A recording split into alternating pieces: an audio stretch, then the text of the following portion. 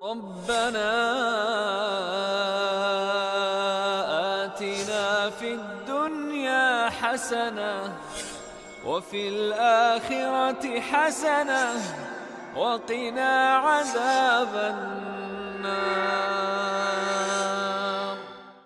Insyaallah kita akan memulai pelajaran kita dalam mempelajari metode Katsayan dalam kepengasuhan. Kita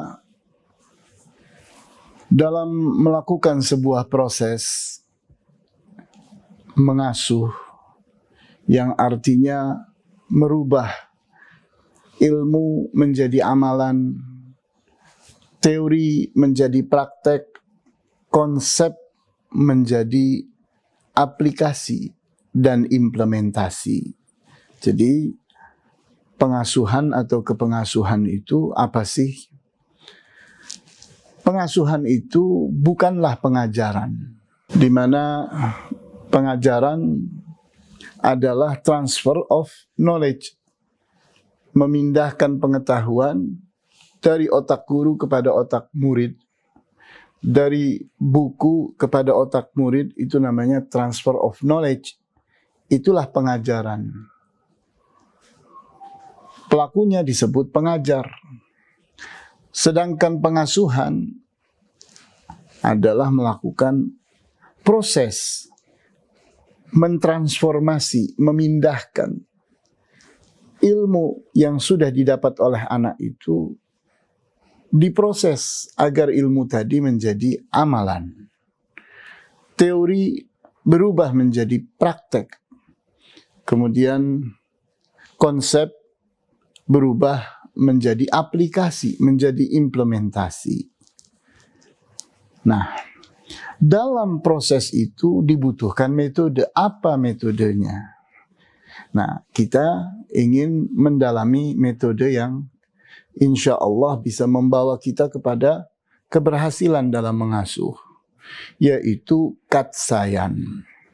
Katsayan adalah singkatan dari 3 patahan kata, kat, sa, dan yan. Kat artinya pendekatan, sa artinya pembiasaan, yan artinya pelayanan. Berikutnya, kita berangkat dari kewajiban dalam mengasuh. Setiap orang, tidak laki, tidak perempuan, punya kewajiban untuk mengasuh. Dimulai dari mengasuh dirinya sendiri, mengasuh orang lain, mengasuh anak, mengasuh istri, seorang istri pun mengasuh suaminya. Kita saling mengasuh, di mana mengasuh adalah bagian dari kewajiban tawasau bil haq dan tawasau bis sabr, saling menasehati di dalam kesabaran dan saling menasehati di dalam kebenaran. Kita perhatikan surat Al-Asr. Bismillahirrahmanirrahim. Wal asri. Allah subhanahu wa ta'ala bersumpah dengan waktu. Innal insana lafi khusrin. Sesungguhnya manusia itu ada di dalam kerugian. Artinya manusia itu kalau dibiarkan tidak mendapatkan ilmu dari Allah subhanahu wa ta'ala melalui Rasulnya, melalui para ulama, dibiarkan mereka jadi orang-orang yang tidak memiliki 4 sifat ini, maka mereka itu akan ada di dalam kerugian. Sehingga semua manusia itu ada dalam kerugian kecuali orang yang memiliki 4 sifat ini sebagai pengecualian. Illal ladzina amanu. Pengecualian yang pertama adalah iman. Yang akan selamat dari kerugian di dunia dan di akhirat hanyalah orang yang beriman. Kemudian pengecualian yang kedua adalah wa amilus salihat. Beramal saleh. Iman harus diiringi dengan amal saleh. Iman ada di dalam jiwa, amal soleh dalam bentuk praktek, dalam bentuk pelaksanaan, pengamalan. Wa tawassaw bil haqq, saling menasehati di dalam kebenaran. Ini masuk dalam pengasuhan. Menasehati orang lain adalah mengasuh orang lain. Bagaimana agar orang itu benar-benar kembali kepada kebenaran, mengamalkan kebenaran. Kemudian watawasau bis sabr, dan saling menasehati dalam hal kesabaran. Karena kita tahu bahwa sabar itu adalah kuncinya hidup. Siapapun ingin sukses, dia harus sabar. Orang yang tidak sabar, dia akan gagal. Karena kunci dari hidup ini adalah sabar. Berikutnya, kita ingin mengulas dengan singkat bagaimana metode Katsayan itu kita praktekkan.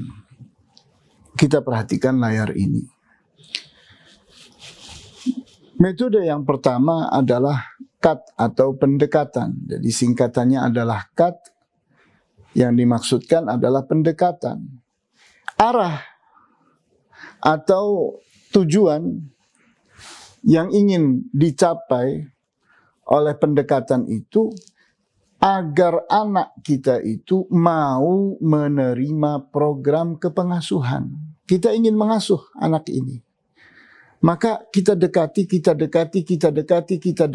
sampai kepada satu titik di mana dia itu mau menerima program kepengasuhan yang kita lakukan. Jadi di sini kita harus mengukur sejauh mana indikator keberhasilan kita dalam mendekati. Pendekatan bukan semata-mata anak jadi akrab dengan kita, kita berpeluk-pelukan dengan dia, tapi ternyata tidak punya pengaruh apa-apa. Itu bukan yang dimaksud. Kedekatan itu bukan kedekatan fisik.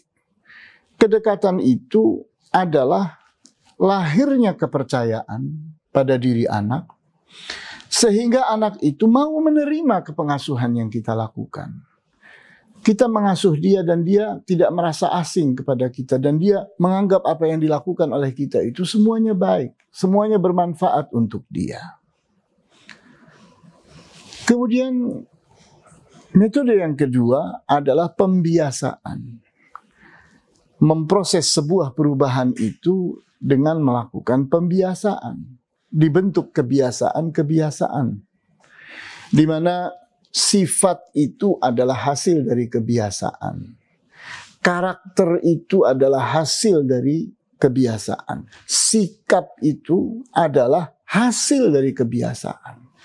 Sosok yang kita kenal, bahwa dia itu sifatnya demikian-demikian, sikapnya demikian-demikian, karakternya itu demikian-demikian, itu adalah hasil dari kebiasaan-kebiasaan yang telah tertanam pada orang itu selama sekian waktu. Nah, sehingga proses dari sebuah usaha dalam merubah adalah dengan melakukan pembiasaan agar orang yang kita rubah itu memiliki kebiasaan-kebiasaan. Nah, sehingga orientasi kepengasuhan dari pembiasaan adalah bagaimana supaya proses berjalan dengan baik sehingga pembinaan dan pembentukan itu terus berlangsung. Maka itulah keberhasilan dari sebuah pembiasaan. Di saat ternyata anak bisa menerima proses pembinaan dan pembentukan yang kita lakukan dan lancar, berlangsung dengan baik.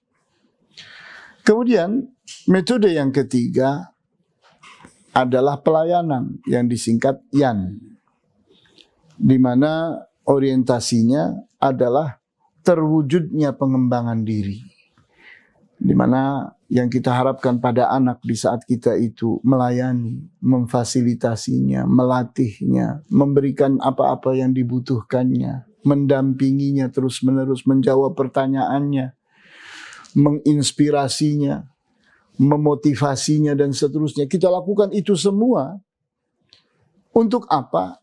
Terjadi pengembangan diri, sehingga dia terus bertumbuh. Kemampuannya semakin bertambah, keterampilannya semakin bertambah, kecerdasannya semakin bertambah. Kemudian banyak hal yang kita harapkan dari perubahan-perubahan pun terjadi. Maka itulah pelayanan yang berhasil. Nah, sehingga ketiga hal ini, katsayan, pendekatan, pembiasaan, dan pelayanan, itu harus berlangsung dengan baik.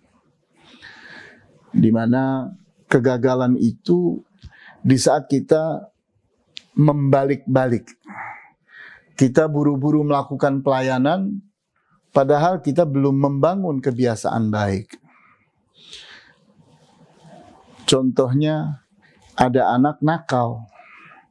Kita beri sepeda motor dengan anggapan ini adalah fasilitas yang baik untuk anak ini. Kita layani dia. Tapi anak itu tidak dalam keadaan siap. Dia masih nakal. Di saat kita beri sepeda motor, semakin nakal. Nah, ini kesalahan dalam melakukan metode. Melayani itu setelah anak itu siap, sudah menjadi orang yang benar-benar menerima kebiasaan-kebiasaan baik. Sehingga kita lihat anak ini punya kesadaran yang bagus. Kalau kita berikan fasilitas-fasilitas itu, malah membuat dia menjadi baik, menjadi semakin mengarah kepada pengembangan diri. Nah, itu baru kita benar dalam melakukan pelayanan.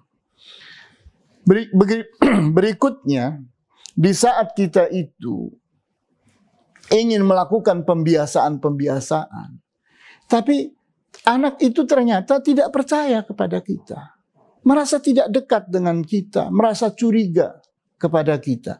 Gagallah pembiasaan itu kita lakukan. Maka urutannya itu harus seperti itu. Katsayan. Kita dekati dulu, sehingga dia merasa akrab dengan kita. Mulailah kita masukkan kebiasaan demi kebiasaan. Nah, terus sampai kebiasaan itu terbentuk. Kemudian kita lihat, oh ini harus diberi pelayanan-pelayanan. Sehingga tumbuhlah, berkembanglah anak itu. Berikutnya,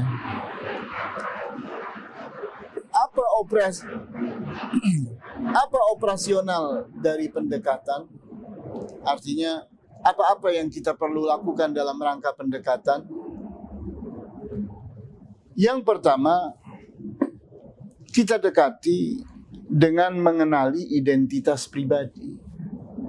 Orang itu disebut kenal, disebut dekat, kalau dia mengenal identitasnya, namanya, bagaimana keadaan kepribadiannya, kemudian bagaimana hal-hal yang menjadi jati dirinya, dan sebagainya, kita kenali betul.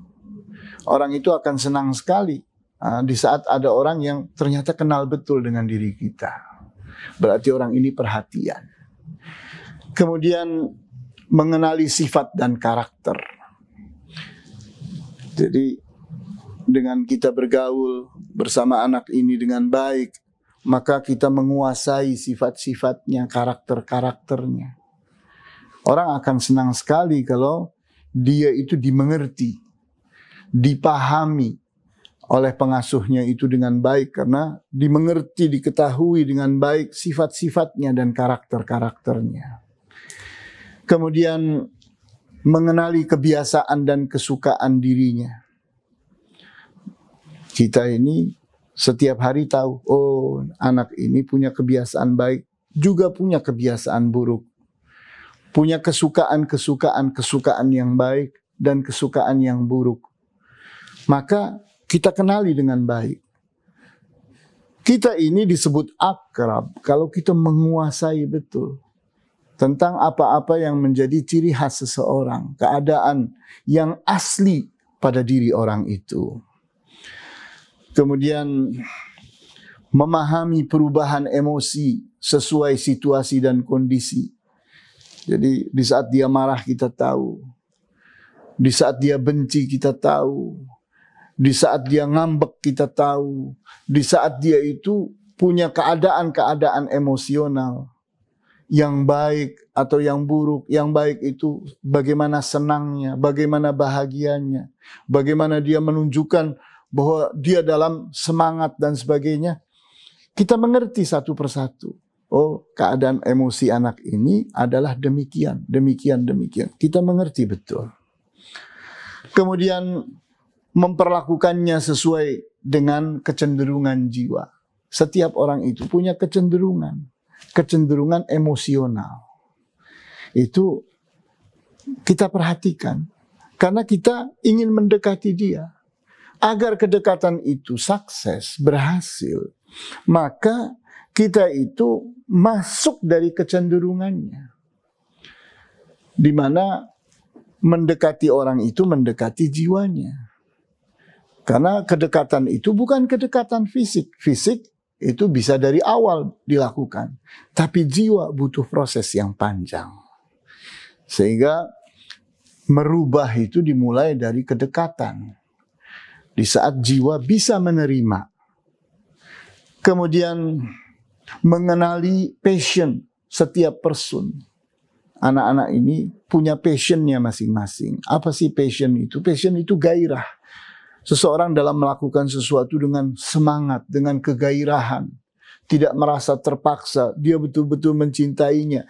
Tidak dibayar pun tidak masalah, karena ini passion saya. Ini adalah sesuatu yang saya sukai, saya senangi. Sehingga dia lakukan itu dengan tanpa lelah. Tidak terbebani dengan apapun. Itu passion. Nah, kita kenali anak ini titik passionnya apa, di mana. Apa saja titik-titik passionnya. Kemudian hobi. Hobi itu adalah kesukaan. Di mana orang itu punya hobinya masing-masing. Di mana hobi itu adalah yakni mencintai sesuatu yang sifatnya hiburan. Umumnya hobi itu bukanlah sebuah tugas atau pekerjaan. Tapi kegiatan-kegiatan yang bersifat hiburan. Di mana orang punya hobi memancing, hobi bermain bola, dan seterusnya. Nah, orang itu diketahui apa passionnya dan apa hobinya.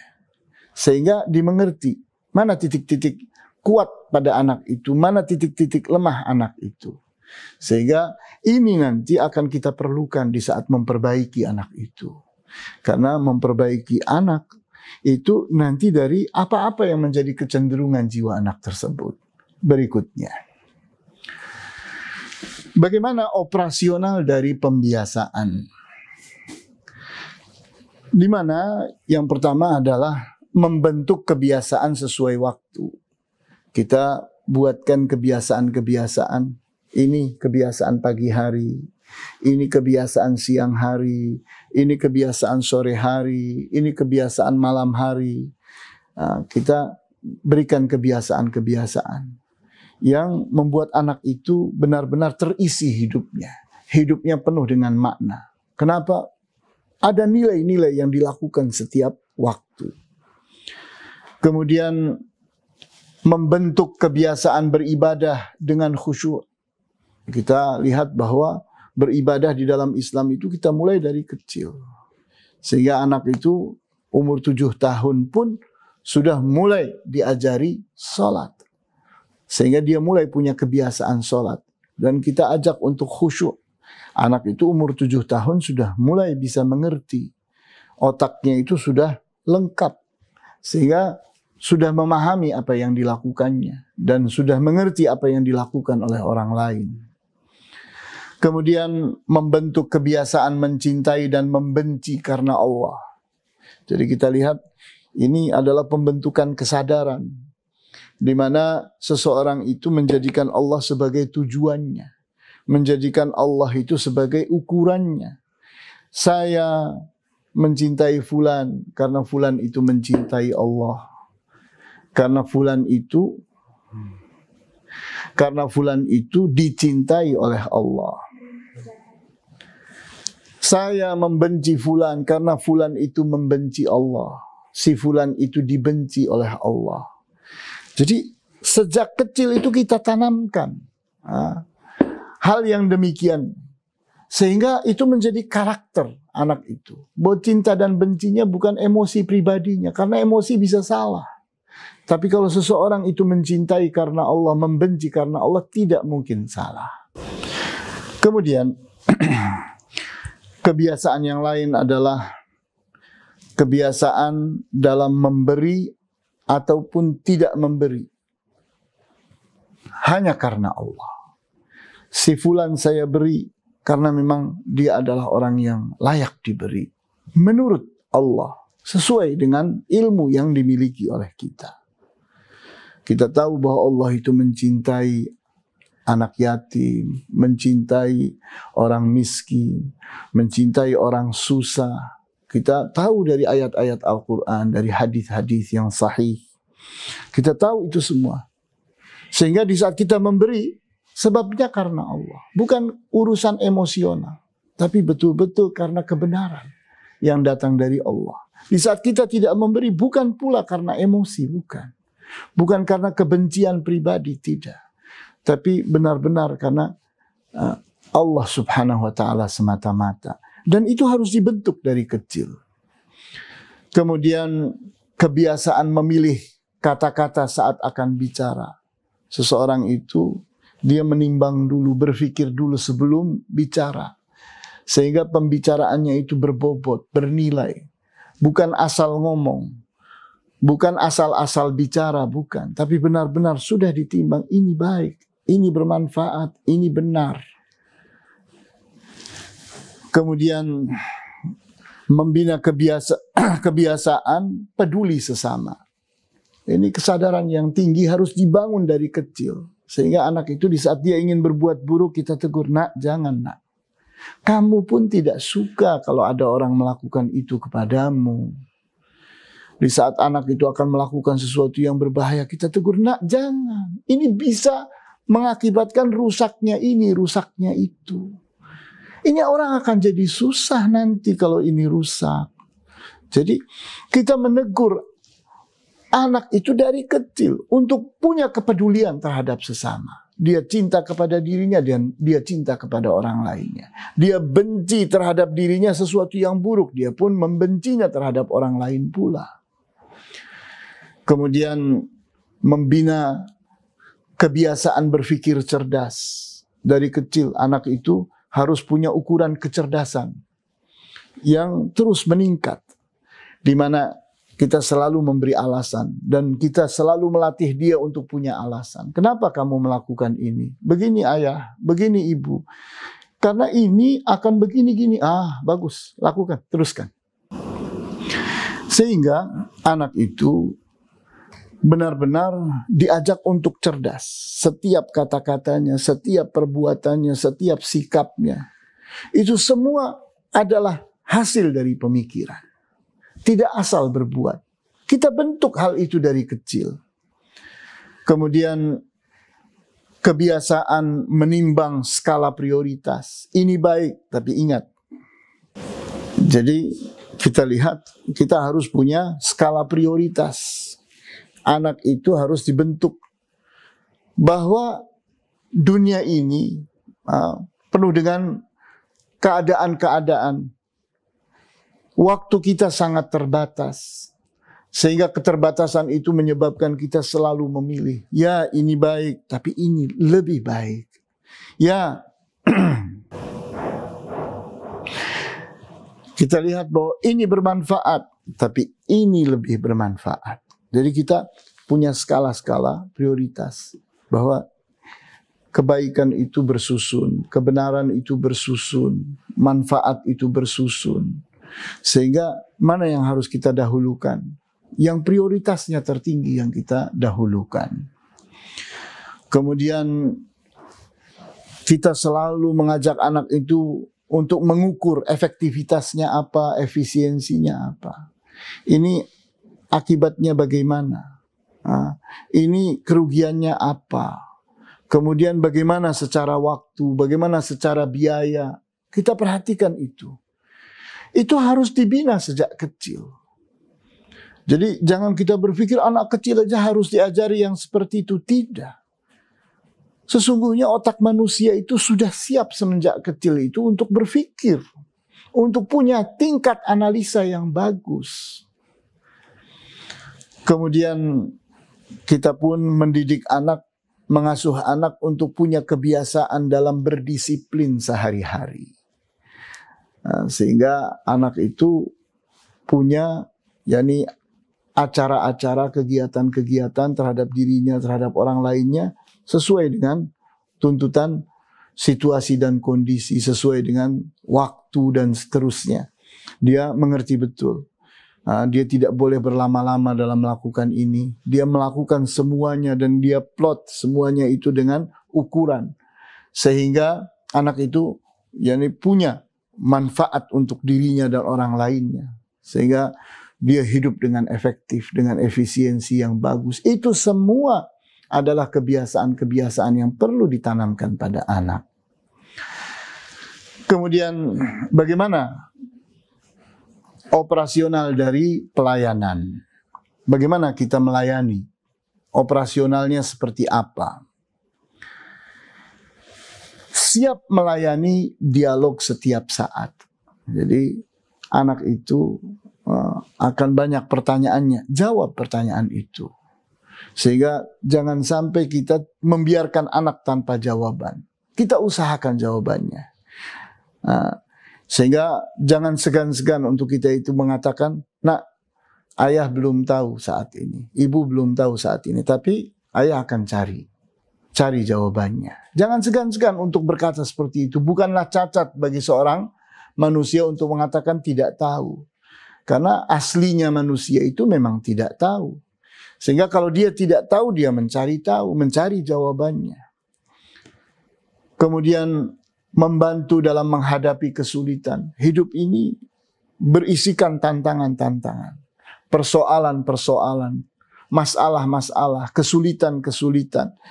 Bukan seseorang itu lari dari kesulitannya. Kesulitan itu harus dihadapi. Sehingga setiap orang itu terlatih untuk punya kemampuan. Kita lihat operasional dari pelayanan bahwa membantu dalam menghadapi kesulitan itu perlu kita lakukan. Karena besar dan kecilnya seorang manusia itu bukan ukuran tubuhnya, tinggi, pendek, bukan. Tapi ukuran dari kebesaran seseorang itu adalah kemampuan dia berhadapan dengan kesulitan.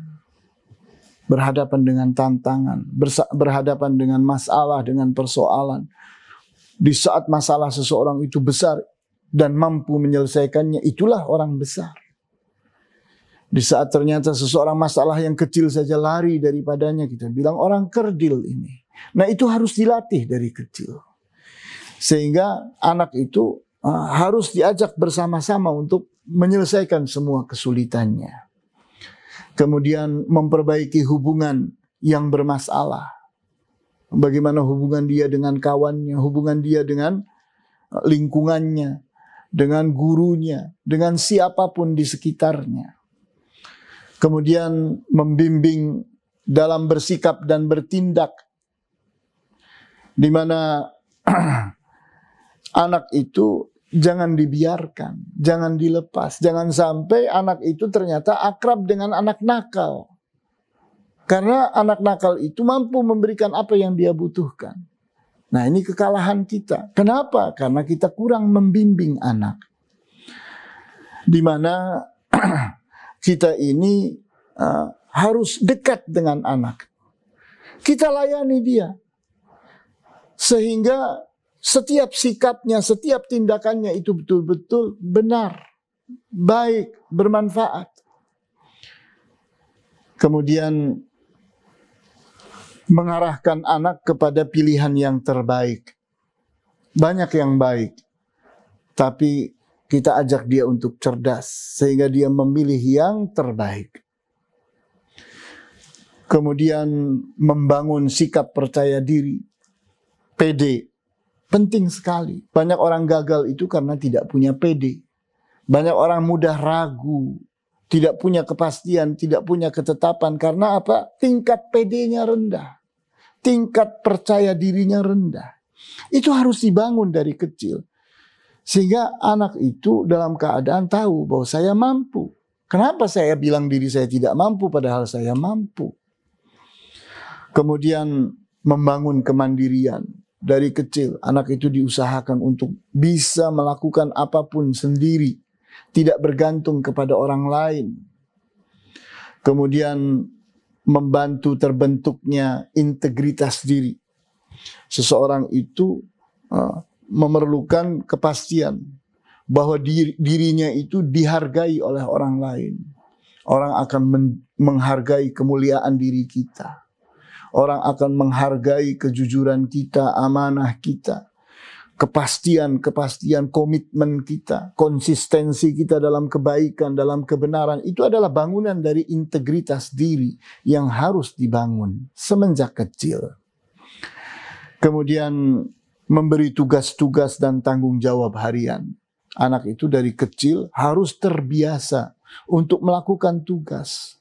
Anak itu terbiasa untuk punya tanggung jawab. Dari kecil harus dibangun. Kemudian mengikuti perkembangan karakter dan prestasi anak itu. Diikuti tiap saat. Apa yang berubah pada anak ini? Bagaimana keadaannya hari ini? Terus, karena perubahan itu akan terus terjadi. Nah, bagaimana prestasinya? Menurunkah atau naikkah? Diikuti. Berikutnya, apa aktivitas kepengasuhan itu? Banyak sekali aktivitasnya. Kita bisa melakukan banyak kegiatan dengan cara bermain. Banyak kegiatan yang kita lakukan dengan cara yang santai. Banyak hal yang kita perlu lakukan dengan serius.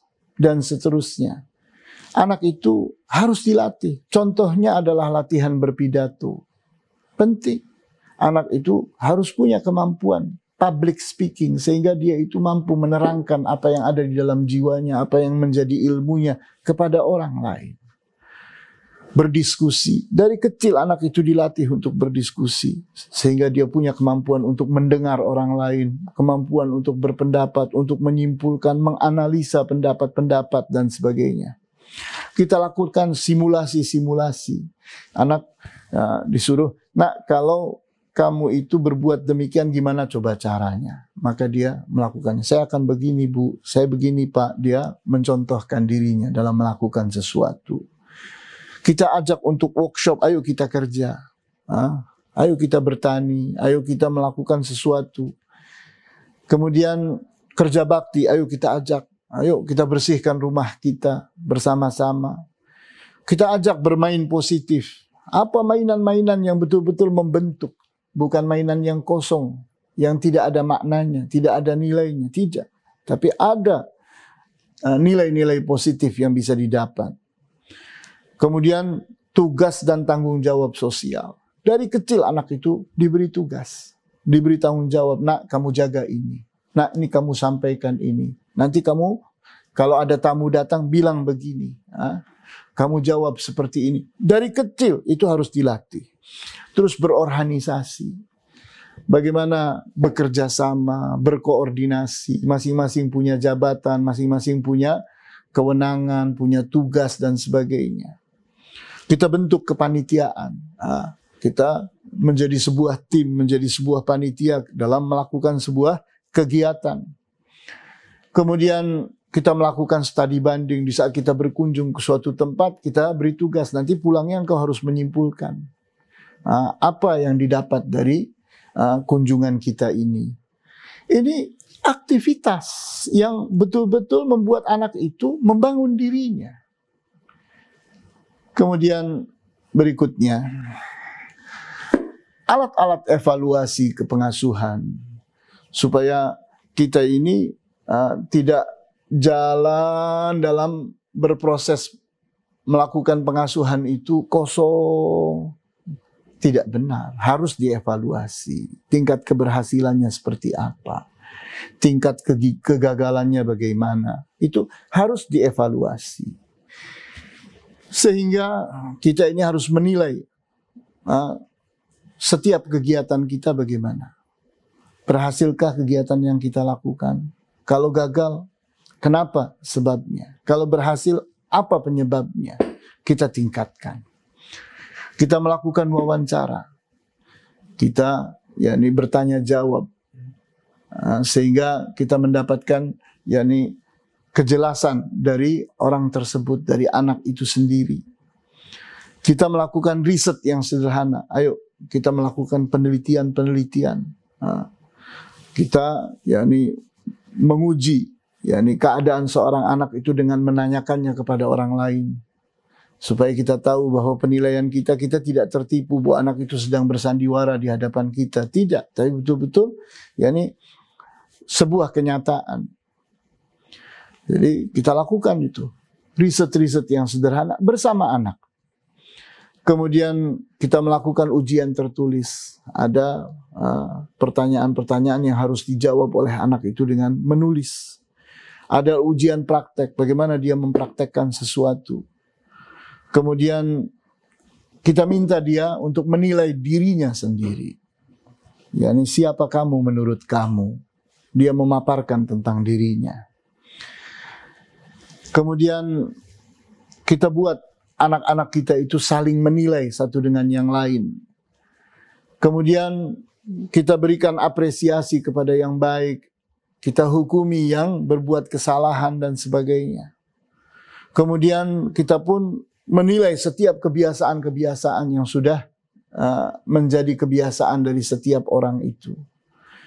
Kemudian kedisiplinan pun kita nilai. Nah, ini alat-alat kita dalam mengevaluasi tingkat keberhasilan dari pengasuhan yang kita lakukan. Berikutnya, apa materi-materi yang dinilai? Kita lihat pada tabel yang ada di hadapan kita. Ini perkembangan sikap dan emosi. Dan ini perkembangan kebiasaan. Jadi ini harus dipantau dengan baik. Berbicara tentang sikap dan emosi, kita perhatikan sifat dan karakter anak. Di mana anak itu punya sifat dan punya karakter. Sifat itu apapun yang menjadi corak seseorang adalah sifat. Kemudian karakter itu adalah sifat-sifat yang telah tercetak, yang bersifat permanen, sulit berubah. Dia sudah menetap pada diri anak itu. Nah, itu beda yang sederhana antara sifat dengan karakter. Karakter itu adalah bagian dari sifat. Hanya saja kalau karakter itu adalah sesuatu yang sudah menetap, sudah permanen, sudah sulit berubah. Nah, kemudian hal yang lain yang juga kita nilai adalah kesukaan dan kecenderungan jiwa. Di mana kita harus selalu mengikuti apa sih kesukaan-kesukaan anak ini. Kecenderungannya seperti apa. Yang lebih dia suka itu yang seperti apa. Yang dia lebih bersemangat itu kalau bagaimana. Kecenderungannya kita perhatikan. Kemudian emosi anak itu sesuai dengan situasi dan kondisi. Setiap ada kondisi kita perhatikan. Bagaimana emosi anak ini. Kalau lagi gagal bagaimana? Kalau lagi berhasil bagaimana? Kalau lampu lagi mati, kita lihat bagaimana sikapnya. Di saat datang rizki, bagaimana sikapnya. Bagaimana keadaan-keadaan itu menjadi alat kita untuk mengukur anak. Bagaimana emosi anak itu. Sesuai dengan situasi dan kondisi yang meliputi kehidupan seseorang. Kemudian passionnya, bagaimana gairah dia dalam melakukan pekerjaan-pekerjaan. Apa pekerjaan-pekerjaan yang menjadi passionnya dia, menjadikan dia itu bergairah melakukannya. Apa hobi-hobinya, yakni kesukaan-kesukaannya itu apa saja. Kemudian sikap percaya dirinya diukur pula. Karena jati diri seseorang itu adalah pada percaya dirinya. Kemudian kemandiriannya. Bagaimana seorang anak itu terus meningkat, semakin bisa hidup mandiri, tidak bergantung kepada orang lain. Kemudian integritas diri. Bagaimana seseorang itu komitmennya, konsistensinya, bagaimana dia itu kejujurannya, amanahnya dan sebagainya. Itu semua adalah yakni bagian dari nilai integritas dari seseorang, jati diri seseorang. Kemudian tugas dan tanggung jawab hariannya. Setiap orang itu punya tugas dan punya tanggung jawab harian, maka diikuti, dinilai. Kemudian prestasi-prestasinya. Ini adalah satu sisi yang menjadi materi kita dalam menilai. Di sisi yang lain adalah perkembangan bagaimana kebiasaan-kebiasaannya. Kebiasaan sesuai waktu yang sudah ditetapkan, bagaimana pagi hari, siang hari, sore hari, malam hari. Kebiasaan beribadahnya seperti apa. Kebiasaan mencintai dan membencinya. Bagaimana sikap anak ini saat mencintai dan bagaimana sikapnya saat membenci. Kemudian bagaimana kebiasaannya saat memberi dan saat dia tidak mau memberi. Kita periksa karena apa dia itu memberi, karena apa dia tidak memberi. Kebiasaan memilih kata-kata saat bicara. Kemudian kebiasaan peduli sesama. Kebiasaan cerdas dan kreatif. Di mana anak itu harus terus meningkat kecerdasannya dan kreativitasnya. Kemudian kebiasaan menimbang skala prioritas. Anak itu punya ukuran, dilatih semenjak kecil, punya ukuran. Ini baik, tapi ini lebih baik. Ini manfaat, tapi ini lebih bermanfaat. Ukuran itu. Kemudian bagaimana dia mampu mengukur efektivitas dan efisiensi. Begitu pula kebiasaan dalam berdisiplin. Berikutnya, kita pun memiliki nilai-nilai. Apa yang menjadi sikap dan emosi tadi, ini nilainya. Ada A, B, C, D. 4 itu kita nilai 4. Kita A itu adalah 4. B adalah 3. C adalah 2. D adalah 1.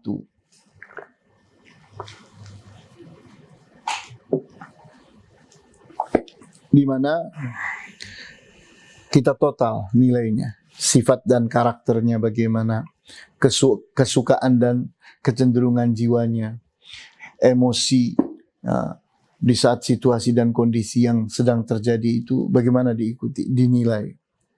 Passionnya, hobinya, sikap percaya dirinya, kemandiriannya, integritas dirinya, tugas dan tanggung jawab hariannya, kemudian prestasinya, semua kita nilai. Dan nilai itu terus-menerus kita berikan kepada anak-anak, ini nilai kamu.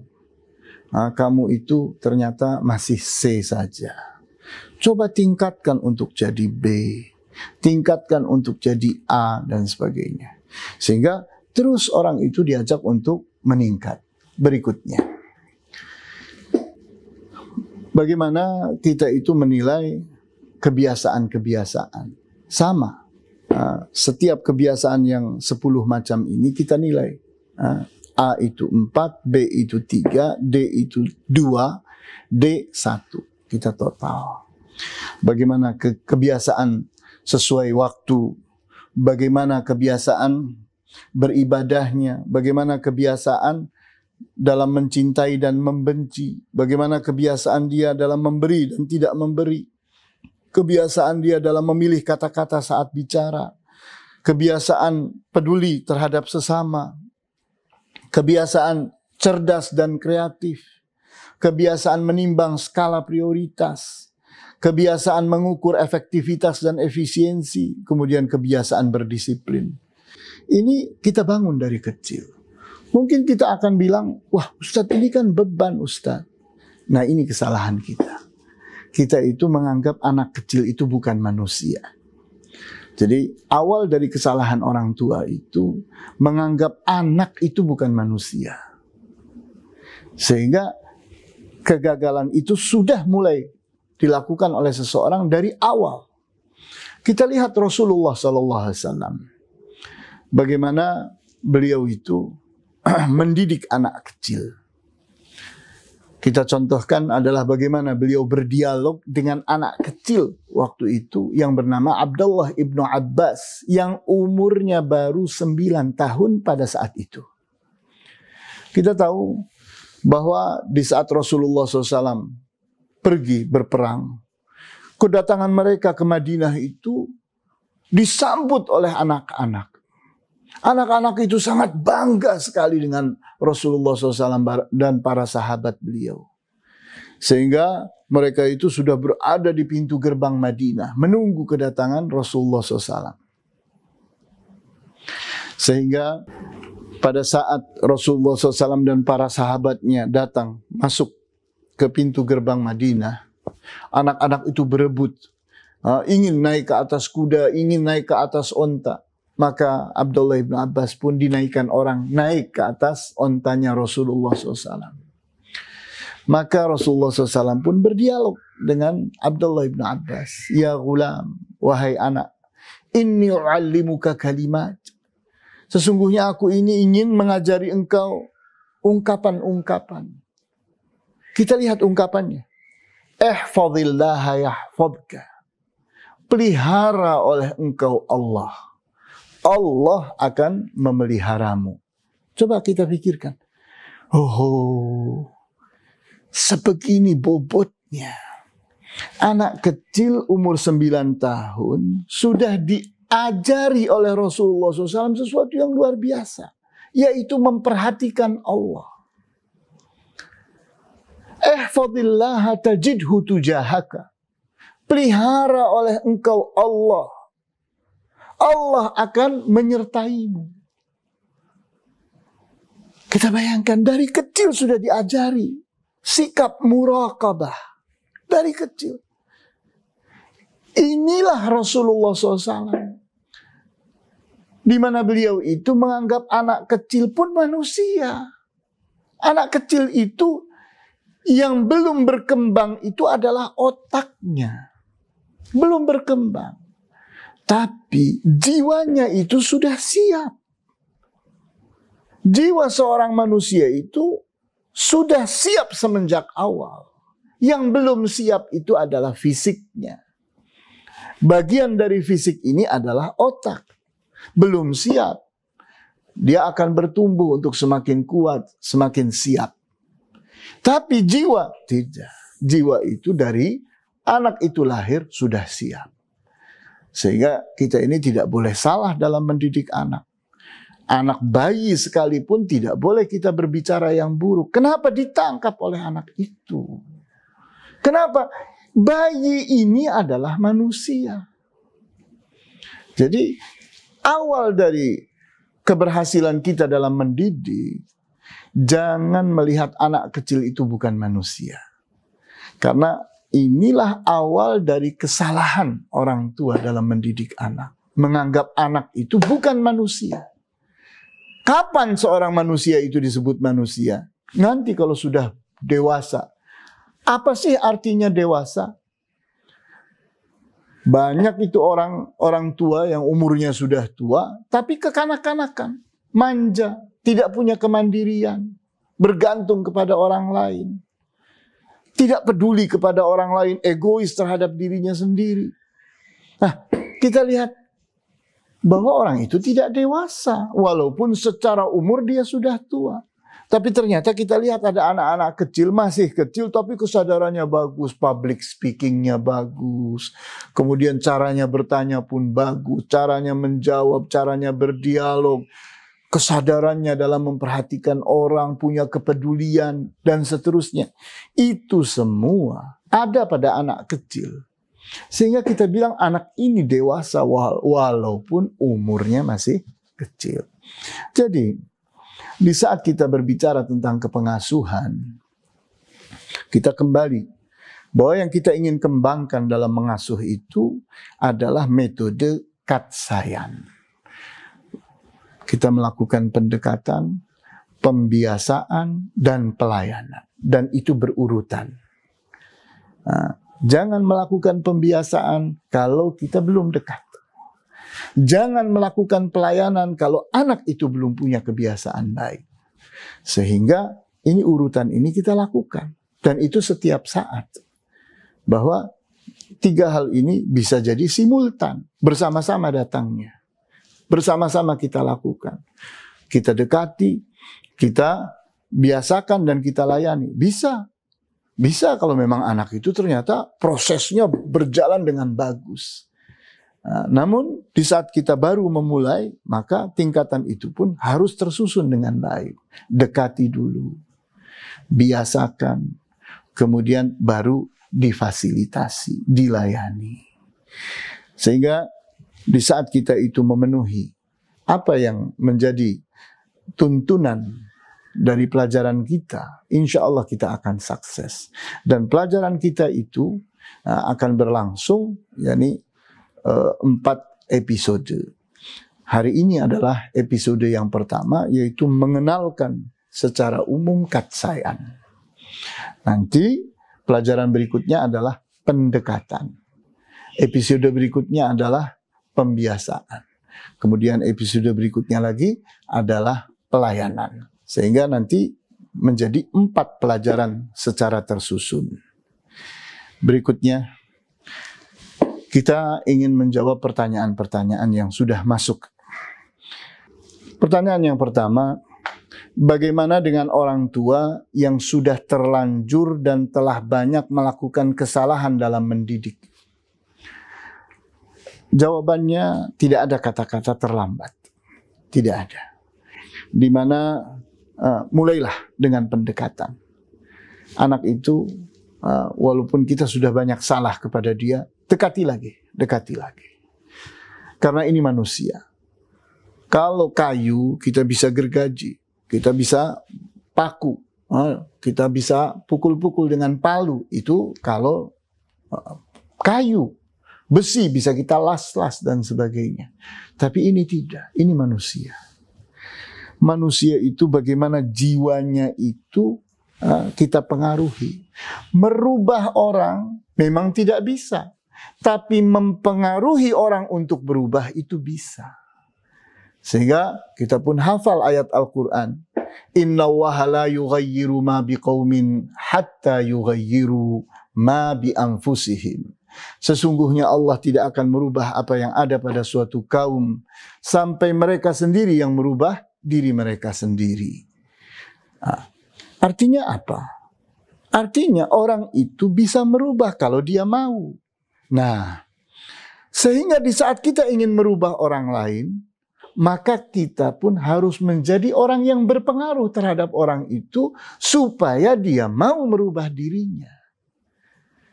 Terus indikatornya apa? Lahirnya kesadaran. Seseorang mau merubah dirinya sendiri. Jadi tidak ada kata terlambat. Ayo mulai katsayan lakukan terhadap anak itu. Terhadap orang yang kita merasa terlambat bersamanya. Kita lakukan pendekatan, kita lakukan pembiasaan-pembiasaan, dan kita lakukan pelayanan-pelayanan. Kemudian berikutnya lagi. Bagaimana dengan anak yang memasuki usia 15 tahun dan mengalami perubahan seperti mogok sholat, ibadah, sangat sulit untuk mengurangi pemakaian HP. Kita lihat bahwa dalam pelajaran kita bahwa perkembangan anak itu kelipatan 7. Perkembangan anak itu kelipatan 7. Bagaimana dari 0 sampai 7 tahun. dari 7 sampai 14 tahun, dari 14 sampai 21 tahun. Dan kemudian dari 21 tahun sampai 28 tahun. Jadi 7, 7, 7, 7. Dari 0 sampai 7 tahun adalah mendidik sambil bermain. Bermain sambil mendidik. Jadi pengasuhan kita adalah sambil bermain. Ini metode di umur anak 0 sampai 7 tahun. Dari 7 sampai 14 tahun, metodenya adalah menanamkan kebiasaan-kebiasaan agar anak itu beradab dan berakhlak. Sehingga pada saat dia itu baligh di umur 11 atau 12 atau 13, anak itu sudah punya adab, sudah punya akhlak. Seringkali keterlambatan kita, anak itu sudah baligh namun dia belum beradab. Dia belum berakhlak. Nah, ini keterlambatan kita. Kemudian 7 yang ketiga, yaitu dari umur 14 sampai 21, yaitu musahabah. Kita jadikan anak itu sebagai sahabat, sebagai kawan, sebagai teman. Kita ajak diskusi, dialog. Karena anak ini mulai merasa dirinya dewasa. Maka mendidik dia tidak seperti guru mendidik muridnya. Tapi kita jadikan kawan, kita jadikan sahabat, kita berteman dengan dia, berdiskusi, berdialog dengan dia. Kemudian 7 tahun yang keempat, yaitu menjadikan dia pemimpin, beri tanggung jawab. Sehingga dia harus dianggap sebagai orang dewasa yang bisa mandiri. Nah, pertanyaan ini terkait dengan seseorang yang telah berumur 15 tahun. Namun belum sholat. Mogok sholat, mogok untuk beribadah, dan yakni sangat sulit untuk mengurangi pemakaian HP. Di antara keburukan HP adalah seseorang itu habis waktunya. Ini kita lihat bahwa HP itu adalah alat hiburan yang seringkali berbahaya. Berbahaya terhadap orang yang kesadarannya rendah. Dia pegang HP tapi kesadarannya rendah. Maka HP yang akan merusak dia. Karena HP itu seperti lautan yang airnya bermacam-macam. Sehingga di saat orang itu ada di dalam lautan dengan ikan yang macam-macam, ada yang buas dan sebagainya, kita hidup di tengah lautan yang seperti itu dengan HP kita. Nah, sehingga di saat seseorang itu habis waktunya karena HP, kita lihat bahwa ternyata HP itu punya efek sampingan terhadap anak itu. Buktinya apa? Ya ini, buktinya ternyata melalaikan sholat. Ini indikator bahwa HP-nya itu buruk. Apa yang harus kita lakukan? Tetap katsayan, dekati dia. Sehingga kedekatan itulah yang akan membuat kita bisa didengarnya. Merubah itu jalannya adalah komunikasi.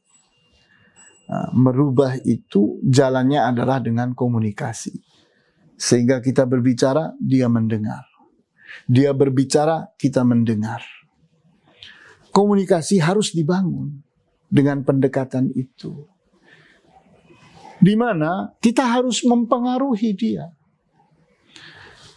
Pengasuhan adalah mempengaruhi orang lain untuk mau berubah. Karena perubahan itu bukan kita yang melakukannya, dia yang melakukannya. Sehingga lahirlah kesadaran pada anak itu. Dan tidak ada kata terlambat.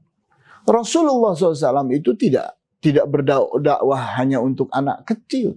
Tapi kita lihat para sahabat yang sudah tua-tua seperti Abdullah bin Ummi Maktum, itu orang tua saat dia masuk Islam. Tidak ada kata-kata terlambat. Sehingga mengasuh itu adalah sebuah proses mempengaruhi orang lain. Nah, teorinya seperti tersusun tadi. Katsayan. Kemudian berikutnya lagi, cara agar keluarga kita tidak menjadi seperti keluarga Nabi Nuh. Kita lihat Nabi Nuh alaihi salam itu seorang nabi. Beliau itu ulul azmi. Beliau itu orang yang sangat-sangat sabar. Tapi ujian seorang nabi itu sangat berat.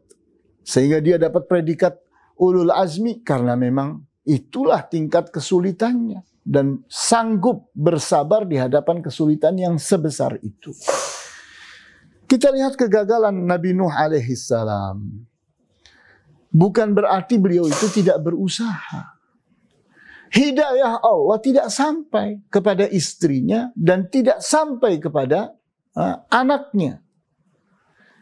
Yang disebut-sebut namanya adalah Kan'an. Nah, kita lihat urusan hidayah itu bukan urusan kita.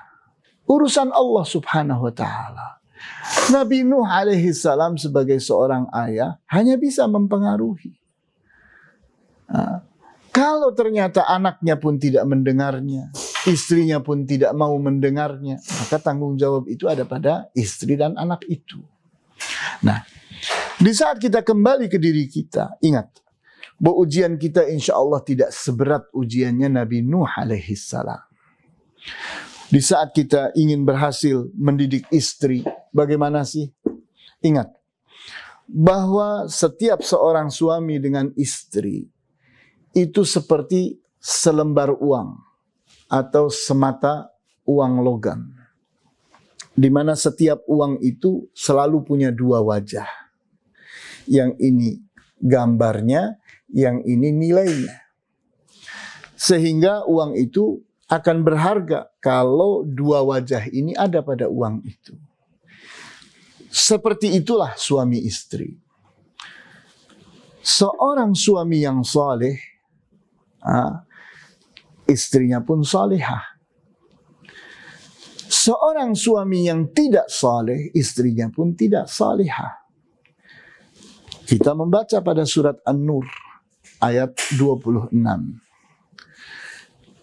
Al-khabithatu lil-khabithina wal-khabithuna lil-khabithat. Perempuan-perempuan yang buruk itu jodoh buat lelaki yang buruk. Dan lelaki yang buruk itu jodoh buat perempuan yang buruk. Wat-tayyibatu lit-tayyibina wat-tayyibuna lit-tayyibat.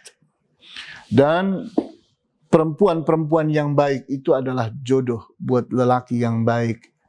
Dan lelaki yang baik itu adalah jodoh buat perempuan yang baik. Ini mata uang yang punya dua nilai yang sama.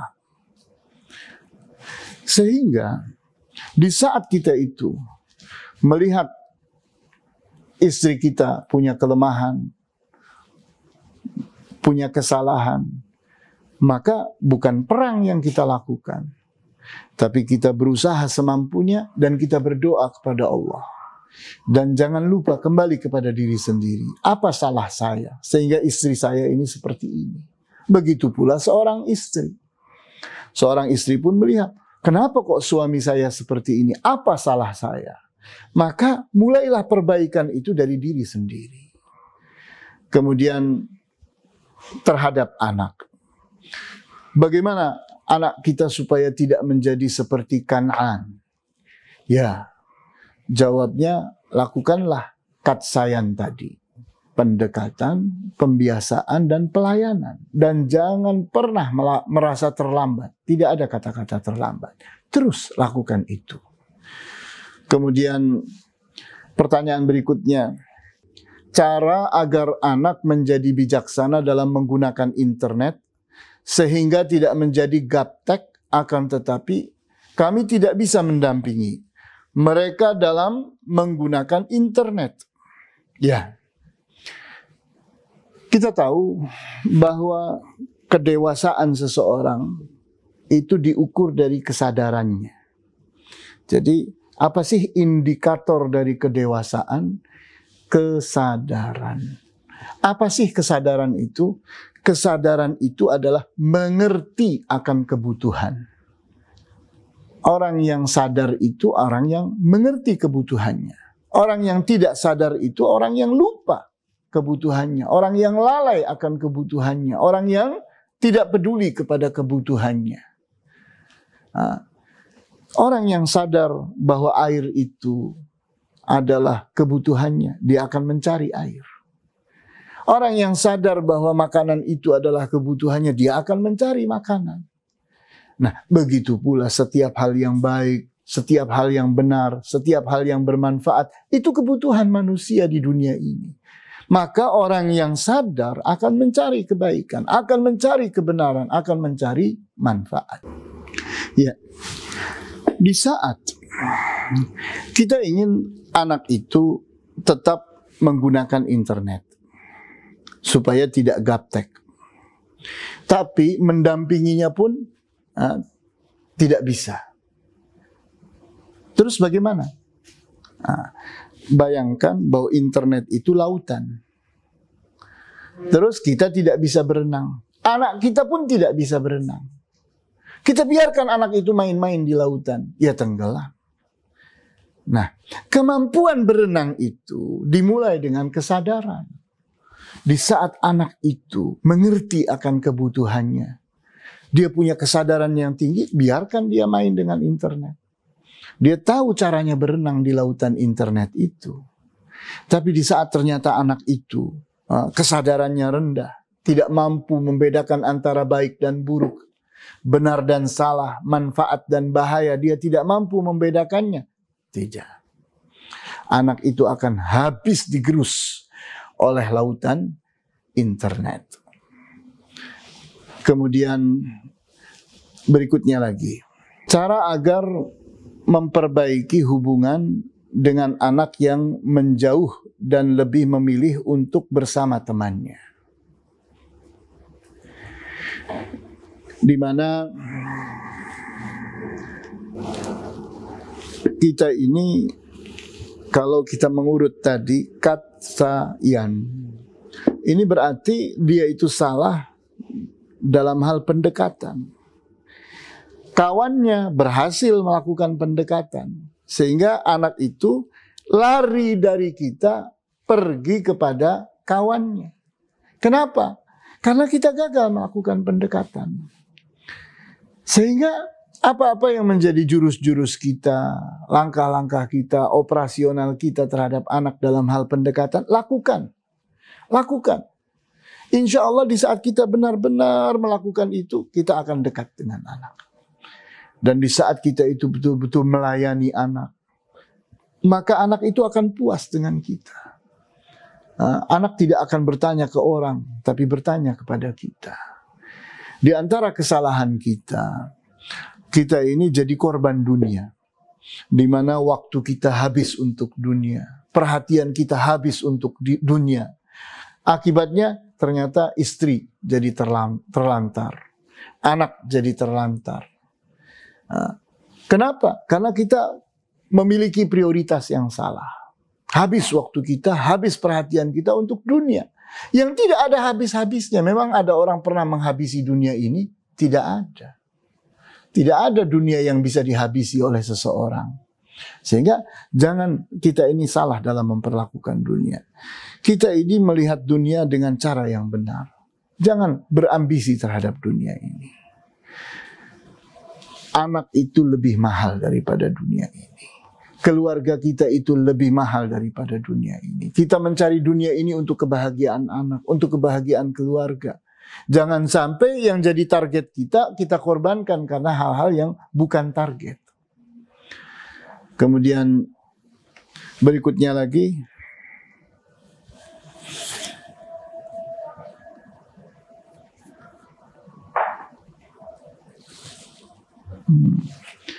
baiklah, nampaknya pertanyaan-pertanyaan ini sudah habis. Nampaknya cukup. Kita akhiri pelajaran kita untuk hari ini. Seperti saya sudah terangkan tadi, insya Allah pertemuan kita terdiri dari 4 episode, dan hari ini adalah episode yang pertama, yaitu pengenalan tentang Katsayan secara menyeluruh, dan nanti kita akan masuk kepada kad, kemudian sa, kemudian yan. Dalam 4 episode. Artinya 4 pertemuan seperti ini. Wallahu ta'ala a'lamu bis-shawab. Walhamdulillahi rabbil alamin. Wa sallallahu ala asyrafil anbiya'i wal mursalin. Wa ala alihi wa ashabihi ajma'in. Subhanakallahumma bihamdika. Ashhadu an la ilaha illa anta. Astaghfiruka wa atubu ilaik. Wassalamualaikum warahmatullahi wabarakatuh.